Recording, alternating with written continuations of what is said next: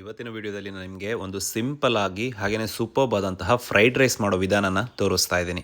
ಮೊದಲಿಗೆ ಒಂದು ಬಾಣಲೆಯನ್ನು ಬಿಸಿ ಮಾಡಿಕೊಂಡು ಅದರಲ್ಲಿ ಒಂದು 3ರಿಂದ 4 ಚಮಚದಷ್ಟು ನಾನಿಲ್ಲಿ ಎಣ್ಣೆನ ಬಳಕೆ ಮಾಡಿದ್ದೀನಿ.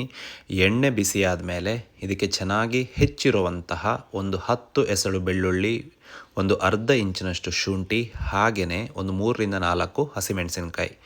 ನಿಮಗೆ ಇನ್ನೂ ಟೇಸ್ಟ್ ಸ್ವಲ್ಪ ಎನ್ಹ್ಯಾನ್ಸ್ ಆಗಬೇಕು ಅಂದರೆ ನೀವು ಹಸಿಮೆಣಸಿನಕಾಯಿಯ ಪೇಸ್ಟ್ ಇದ್ದರೆ ಅದನ್ನು ಯೂಸ್ ಮಾಡ್ಬೋದು.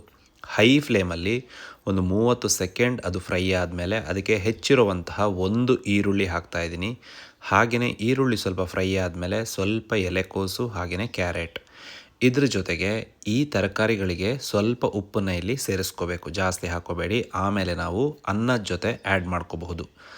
ಇವಾಗ ಇದನ್ನು ಹೈ ಫ್ಲೇಮಲ್ಲೇ ನೀವು ಒಂದು 2ರಿಂದ 3 ನಿಮಿಷ ಮಿಕ್ಸ್ ಮಾಡ್ಕೋಬೇಕಾಗುತ್ತೆ.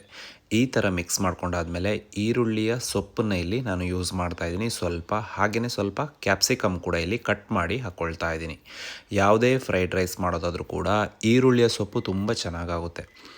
ಸೊ ಇದಕ್ಕಿವಾಗ ಸ್ವಲ್ಪ ಪೆಪ್ಪರ್ ಪುಡಿ ಹಾಕ್ತಾಯಿದ್ದೀನಿ, ಒಂದು ಅರ್ಧ ಚಮಚದಷ್ಟು. ಹಾಗೆಯೇ ಬ್ಯಾಡಗಿ ಮೆಣಸಿನ ಪುಡಿ ಒಂದು ಅರ್ಧ ಚಮಚದಷ್ಟು ಹಾಕ್ಕೊಳ್ತಾ ಇದ್ದೀನಿ. ಇನ್ನೊಂದು ಅರ್ಧ ಚಮಚದಷ್ಟು ಗರಂ ಮಸಾಲಾನ ಸೇರಿಸ್ಕೊಳ್ತಾ ಇದ್ದೀನಿ. ಈ ಮಸಾಲೆ ಪುಡಿಗಳನ್ನು ಸೇರಿಸುವಾಗ ಫ್ಲೇಮ್ನ ಸ್ವಲ್ಪ ಕಮ್ಮಿ ಇಟ್ಕೊಂಡು ಎಲ್ಲದನ್ನು ಕೂಡ ಮಿಕ್ಸ್ ಮಾಡ್ಕೊಳ್ಳಿ.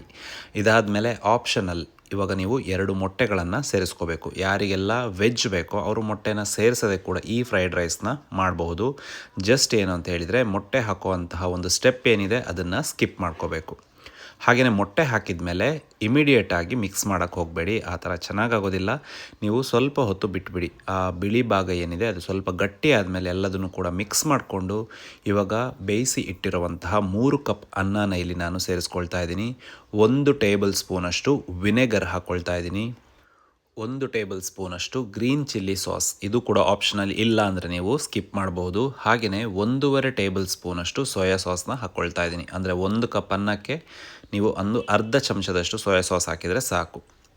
ಹಾಗೆಯೇ ಸ್ವಲ್ಪ ಪೆಪ್ಪರ್ ಪೌಡರ್, ಹಾಗೆಯೇ ಸ್ವಲ್ಪ ಬ್ಯಾಡಗಿ ಮೆಣಸಿನ ಪುಡಿ ಮತ್ತೆ ಹಾಕ್ಕೊಂಡೆ. ಹಾಗೆಯೇ ಅನ್ನ ಹಾಕಿದ ಮೇಲೆ ಅದಕ್ಕೆ ಉಪ್ಪು ಬೇಕು, ಅದನ್ನು ಸೇರಿಸ್ಕೊಳ್ತಾ ಇದ್ದೀನಿ.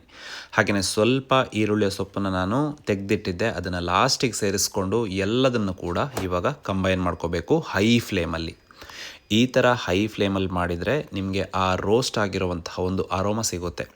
ಹಾಗೆಯೇ ಇವಾಗ ಫೈನಲ್ ಆಗಿ ಎಲ್ಲದನ್ನು ಕಂಬೈನ್ ಮಾಡಿದರೆ ಸೂಪರ್ಬ್ ಆದಂತಹ ಫ್ರೈಡ್ ರೈಸ್ ಮನೆಯಲ್ಲಿ ತಿನ್ನೋದಕ್ಕೆ ಸಿದ್ಧ ಆಗಿದೆ. ನೋಡಿದ್ರಲ್ಲ ಎಷ್ಟು ಸಿಂಪಲ್ ಆಗಿ ನಾವು ಮನೆಯಲ್ಲಿ ಫ್ರೈಡ್ ರೈಸ್ ಮಾಡ್ಕೋಬಹುದು ಅಂತ. ಸೊ ಇದೇ ಸ್ಟೆಪ್ಪನ್ನು ಫಾಲೋ ಮಾಡಿ ಆಮೇಲೆ ಬೀದಿ ಬದಿಯಲ್ಲಿ ಹೋಗಿ ಹಾಗೆಯೇ ರೆಸ್ಟೋರೆಂಟಲ್ಲಿ ಹೋಗಿ ಫ್ರೈಡ್ ರೈಸ್ ತಿನ್ನೋದನ್ನೇ ಮರ್ತು ಹೋಗ್ತೀರಾ. ಸೂಪರ್ಬ್ ಆದಂತಹ ಟೇಸ್ಟ್ ಇರುತ್ತೆ. ಯಾರಿಗೆಲ್ಲ ಅಜಿನೋಮೋಟೊ ಬೇಕೇ ಬೇಕು ಅನಿಸುತ್ತೋ, ಯಾಕಂದರೆ ಸಾಸ್ಗಳನ್ನು ಹಾಕಿದ್ದೀವಿ ಹಾಗಾಗಿ ಬೇಕೇ ಬೇಕು ಅನಿಸುತ್ತೋ, ಒಂದು 2 ಪಿಂಚ್ನಷ್ಟು ನೀವು ಅಜಿನೋಮೋಟೊ ಅಥವಾ ಟೇಸ್ಟಿಂಗ್ ಪೌಡರ್ ಕೂಡ ಇದಕ್ಕೆ ಬಳಕೆ ಮಾಡಿದರೆ ಇನ್ನೂ ಒಳ್ಳೆ ಟೇಸ್ಟನ್ನು ಇದು ಕೊಡುತ್ತೆ. ಸೊ ಒಂದು ಸಲ ಟ್ರೈ ಮಾಡಿ ಹೇಗೆ ಬಂತು ಈ ಫ್ರೈಡ್ ರೈಸ್ ನಿಮ್ಮ ಮನೆಯಲ್ಲಿ ಅಂತ ಹೇಳಿ ನನಗೆ ಕಮೆಂಟ್ ಸೆಕ್ಷನಲ್ಲಿ ಹೇಳಿ.